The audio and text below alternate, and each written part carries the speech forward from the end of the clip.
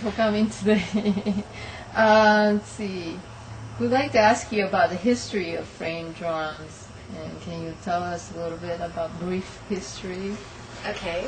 The history of the frame drum that I discovered and started to be able to put back together, I focused originally on the ancient Mediterranean world and the ancient civilizations of Egypt, ancient Anatolian culture of what's now Turkey, Greece, Rome, all the islands in the Mediterranean world. And I found that the frame drum is the world's oldest known drum. In almost any culture, you look back far enough, you find it. And you may not find it played like in the Mediterranean world with all the fingers, but you'll find it as a shaman's drum.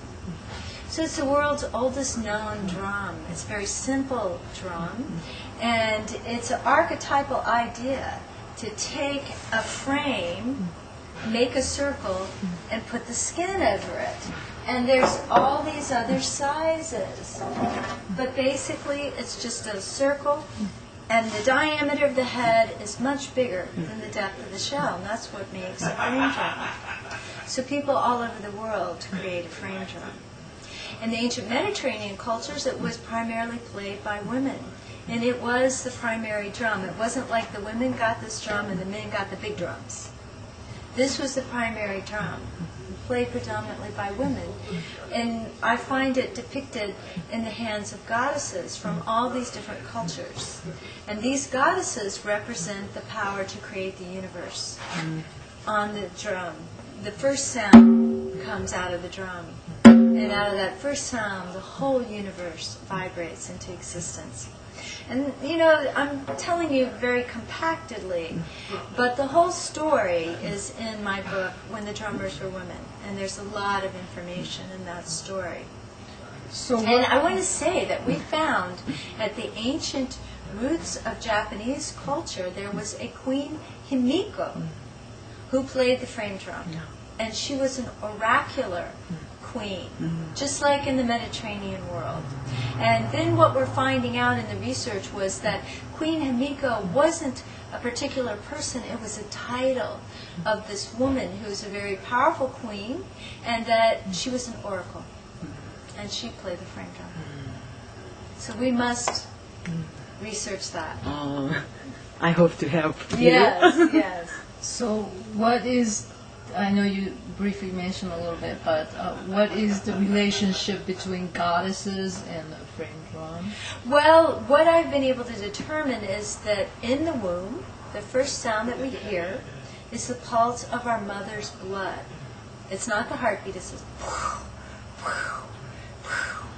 and all my research has led me to believe that these goddesses hold the frame drum like this, or they hold it in their hands in sculptures or vase paintings to show that this is the first sound that you hear in the womb.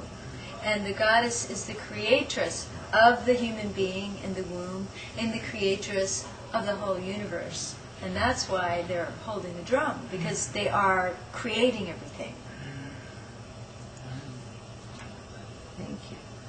I'd like to ask you about workshops. What is the most important thing that you teach in your workshop? Well, that's an interesting question, you know, because I'm teaching people to drum, but in a way I'm teaching something else. I'm teaching them to synchronize their mind and body, integrate the hemispheres of their brain, connect to the energy, the chi of the earth and of heaven, and have that energy flow through their bodies, and to become a communal group focused on a rhythm. And there's a very important book called Keeping Together in Time by William McNeill. And he talks about this power, he calls it muscular bonding, where the community becomes bonded through rhythmic sound and movement and chanting.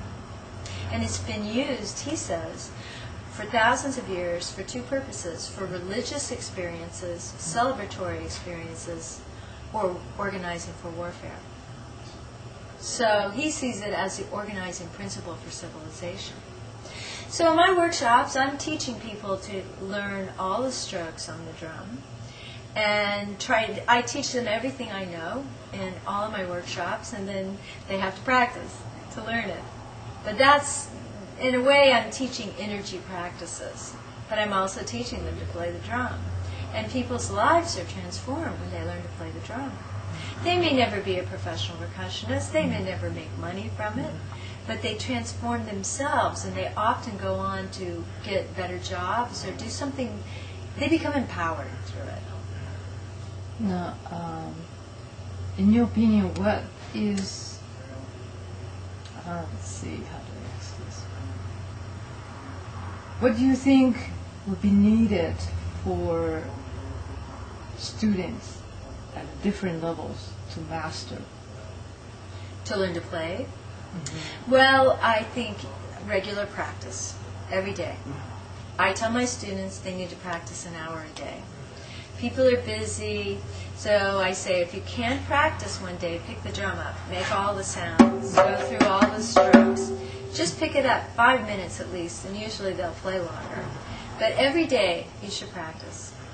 And you practice specific materials. I make materials for my students. There's many teachers who are making materials, but you want materials that you're going to work through in an organized way. I insist that my students work with a metronome so that they develop their sense of time. So those are the basic things. And then I like for them to play and walk at the same time and sing the patterns that they're playing. And that furthers this mind-body synchronization. And it helps us to get more in our bodies. And it helps us to really project the rhythm out. That's based from Indian Srokatu or both? Not too much, but a little, because Glenn Bellis was my teacher, and that's the way he taught us. I know he's very focused on that now.